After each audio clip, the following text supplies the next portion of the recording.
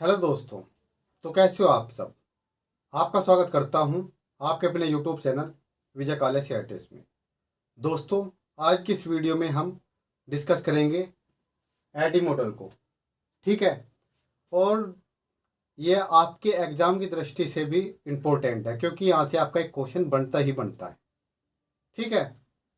और जो स्टूडेंट इस चैनल पे नए हैं वो चैनल को सब्सक्राइब भी कर ले।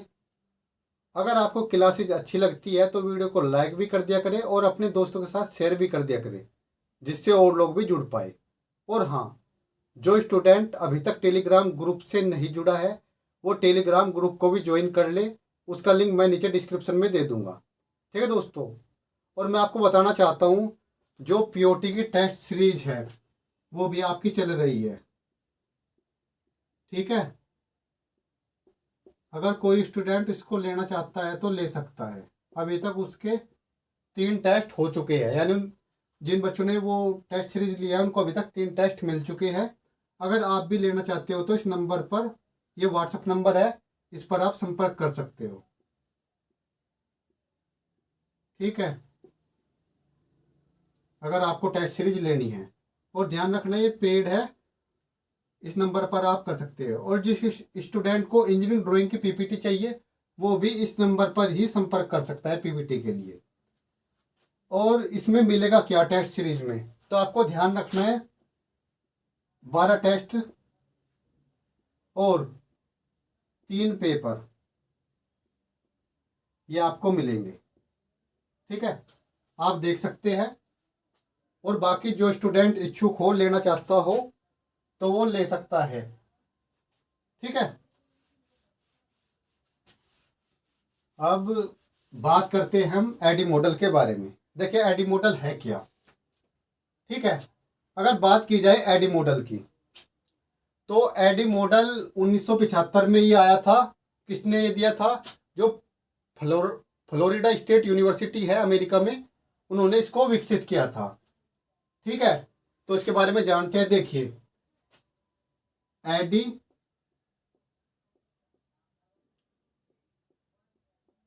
एक अनुदेशात्मक एक अनुदेशात्मक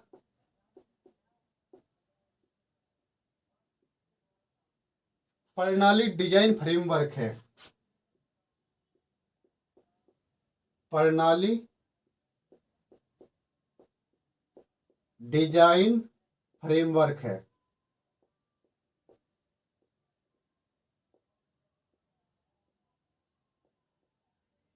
ठीक है। अगर बात करें इंग्लिश में इसको, आप ये भी लिखना चाहो तो लिख सकते हो। Instructional system design.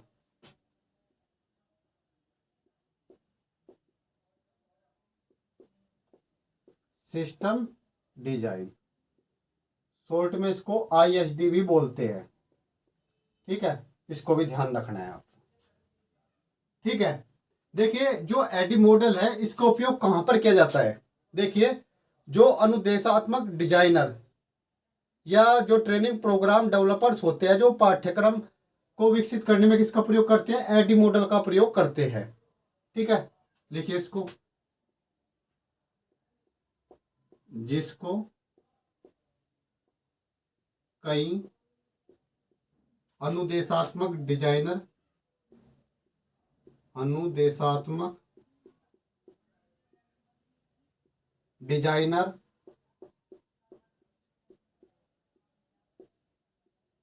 और प्रशिक्षण विकासकर्ता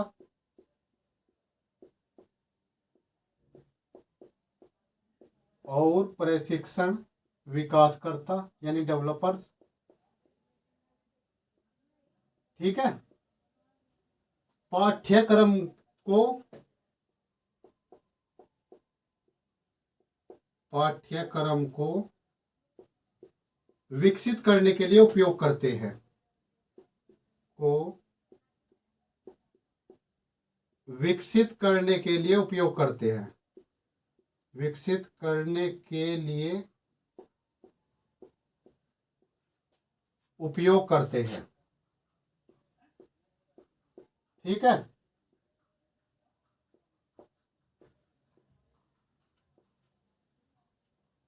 होगा ये भी चीज क्लियर। अब ये भी नोट कर लीजिए, एडी मॉडल दिया किसने था, कब ये दिया था। देखिए फ्लोरिडा, फ्लोरिडा कहाँ पर है, अमेरिका में। स्टेट यूनिवर्सिटी, स्टेट यूनिवर्सिटी ने 1975 में एडी फ्रेमवर्क को विकसित किया था।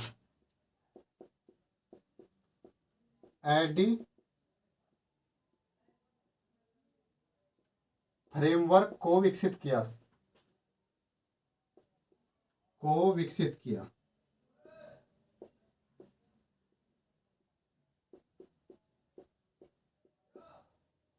ठीक है। अगर आपसे पूछ लिया जाए कि एडी मॉडल कब, 1975 में, किसने, फ्लोरिडा स्टेट यूनिवर्सिटी ने। ठीक है। देखिए एक पॉइंट और नोट करिए यहां पर, एडी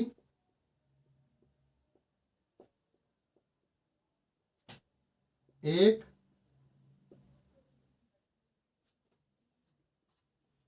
प्रोजेक्ट मैनेजमेंट टूल है, यानी परियोजना प्रबंधन औजार है, प्रबंधन औजार है। ठीक है। कोई इंग्लिश में लिखना चाहता है, देख परियोजना प्रबंधन औजार को प्रोजेक्ट मैनेजमेंट टूल भी लिख सकता है। अगर आपसे पूछ लिया जाए कि एडी कैसा टूल है, प्रोजेक्ट मैनेजमेंट। ठीक है, आगे नोट करिए, पाठ्यक्रम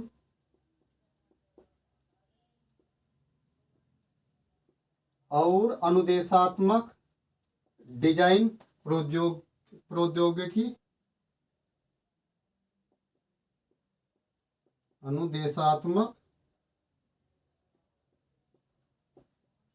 डिजाइन प्रौद्योगिकी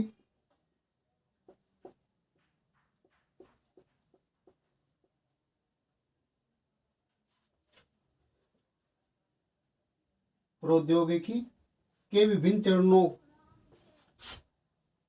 के विभिन्न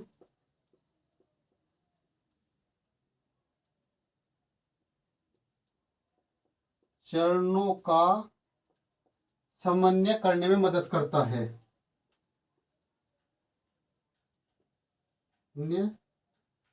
करने में मदद करता है, करने में मदद करता है। ठीक है। तो ये कुछ पॉइंट थे, इसको देखिए, एक बार मैं आपको बताता भी हूं। देखिए अगर बात करें हम, एडी क्या है, एक अनुदेशात्मक प्रणाली डिजाइन, यानी इंस्ट्रक्शनल सिस्टम डिजाइन। ठीक है, शॉर्ट में हम इसको आईएसडी बोल सकते हैं, फ्रेमवर्क है। ठीक है। इसका उपयोग मतलब कहां पर कर रहे हैं हम इसका, जो अनुदेशात्मक डिजाइनर है या प्रशिक्षण जो डेवलपर्स है, जो ट्रेनिंग प्रोग्राम डेवलपर्स है, वो पाठ्यक्रम को विकसित करने में क्या करते हैं, इसका उपयोग करते हैं। ठीक है। ये दिया किसने था, फ्लोरिडा स्टेट यूनिवर्सिटी ने 1975 में जो एडी फ्रेमवर्क है इसको क्या किया था, विकसित किया था। ठीक है। एडी क्या है, एक परियोजना प्रबंधन औजार है, पाठ्यक्रम और अनुदेशात्मक डिजाइन प्रौद्योगिकी में जो विभिन्न चरणों, ठीक है, जो वेरियस स्टेप होते हैं, यानी उनको समन्वय करने में क्या करता है, मदद करता है। इसको नोट करिए, फिर आगे बढ़ते हैं।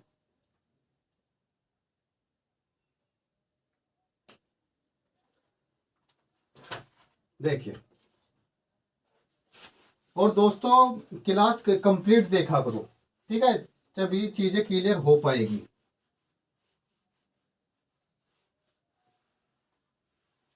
बाकी जिस स्टूडेंट ने पिछली क्लास नहीं देखी है वो जरूर देखे, क्योंकि उसमें जो आपके लिए बहुत ही इंपॉर्टेंट चीजें बताई गई है सिलेबस के रिगार्डिंग। ठीक है। जब आईटीआई में पढ़ाओगे तो आपको कैसे क्या करना है उसको लेकर भी डिस्कशन किया गया है। ठीक है, तो उसको जरूर देखें। अब देखिए, अब बात करती है एडी की, मतलब यहां से सीधा सीधा आपका क्वेश्चन बनेगा। देखिए ए डी डी आई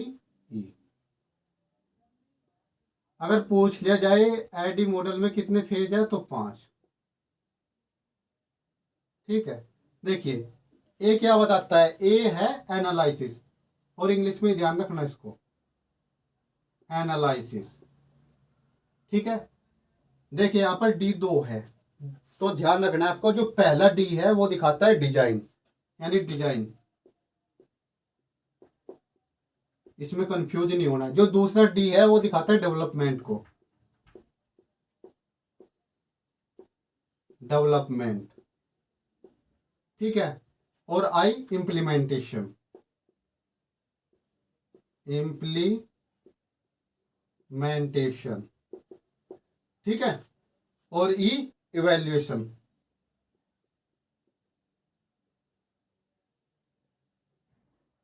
ये आपको अच्छे तरीके से मैं अभी इसको याद करा दूंगा। ठीक है, तो क्या है, एनालिसिस, डिजाइन, डेवलपमेंट, इम्प्लीमेंटेशन और इवैल्यूएशन। ठीक है, इसके बारे में पहले थोड़ा लिखवाता हूँ, फिर साथ के साथ समझाता हूँ। इसको बिल्कुल सिंपल तरीके से समझते हुए चलेंगे। देखिए, एनालिसिस, एनालिसिस में क्या है, समस्या और सीखने की आवश्यकताओं की पहचान करें। क्या,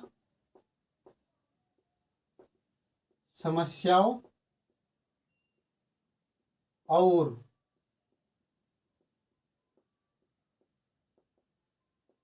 सीखने की आवश्यकताओं की पहचान करें।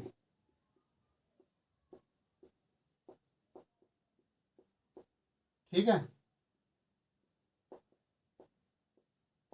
अब मैं बताता हूं इसका मतलब। ठीक है,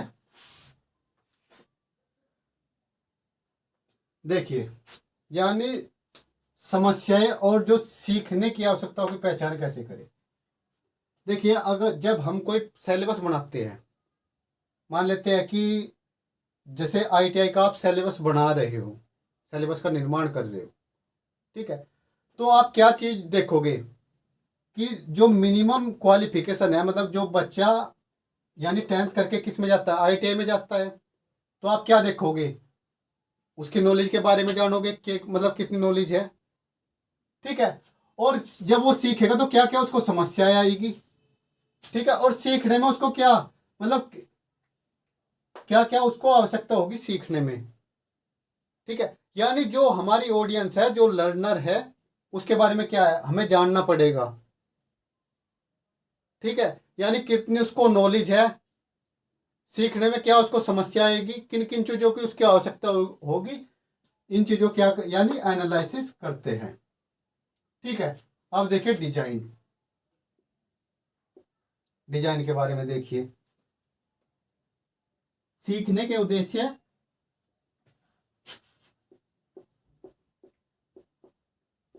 सीखने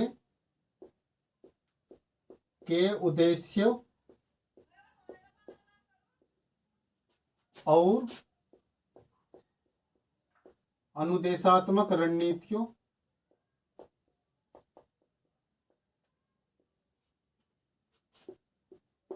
रणनीतियों। ठीक है, को परिभाषित करें।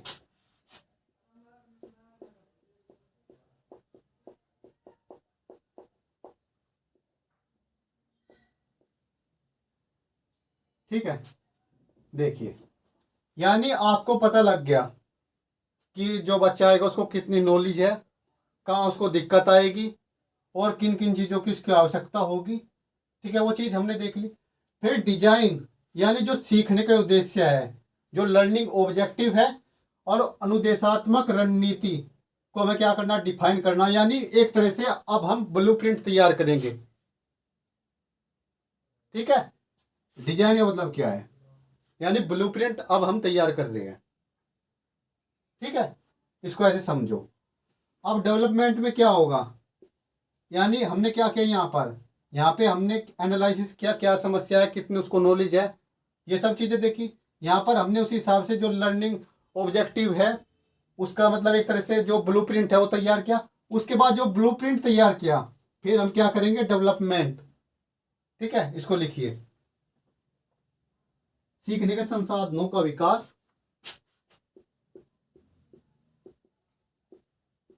सीखने के संसाधनों का विकास और सत्यापन। देखिए, जो हमने यहां पर ब्लूप्रिंट तैयार किया था ना, तो उसको क्या कर रहे हैं अब, विकास यानी डेवलप कर रहे हैं उसको, और वैलिड है या नहीं है वो सब चीजें, यानी वैलिड भी तो होना चाहिए जिसको हम डेवलप कर रहे हैं। ठीक है, फिर क्या है, इम्प्लीमेंटेशन। अब आपने डेवलप कर दिया, अब आप क्या करोगे, उसको लागू भी तो करोगे ना। ठीक है, सीखने के माहौल तैयार करें, सीखने का माहौल तैयार करें,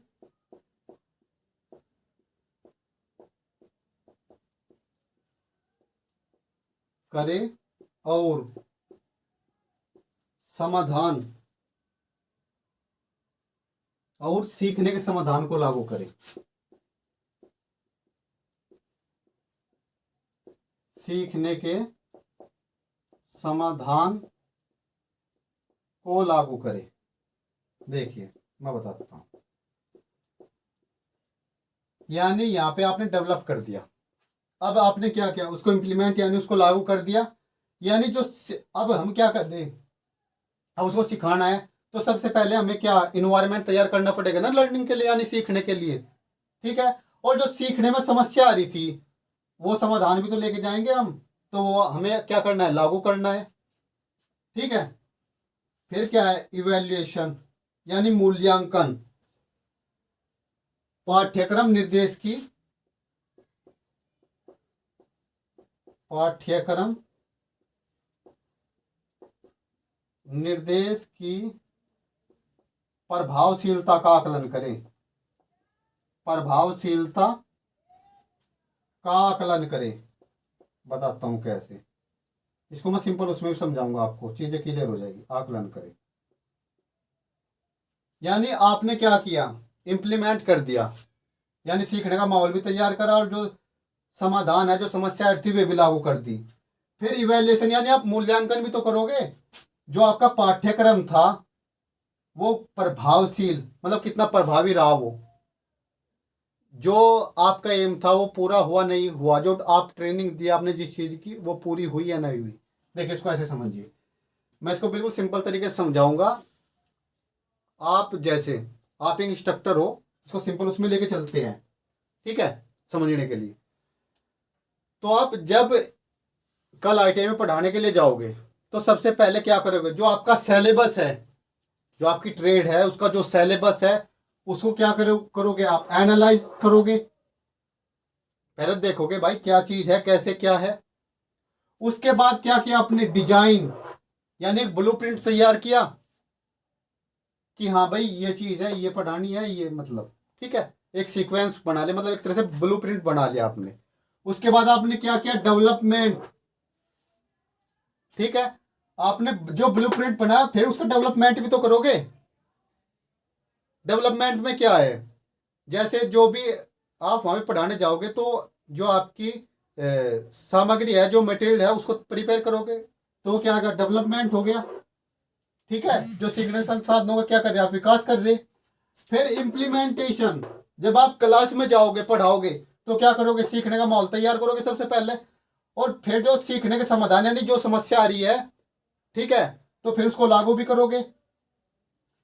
इंप्लीमेंट आपने कर दिया, फिर इवेल्युएशन यानी मूल्यांकन, आपने पढ़ाया, ठीक है, लेकिन आप ये भी तो जानोगे कि बच्चों ने कितना सीखा, कितना इफेक्टिव रहा जो आपने पढ़ाया, तो फिर उसका क्या करोगे, इवेल्युएशन यानी मूल्यांकन करोगे। ठीक है, तो इसको आप ऐसे समझ सकते हो। तो क्या है, analysis, design, development, implementation, evaluation.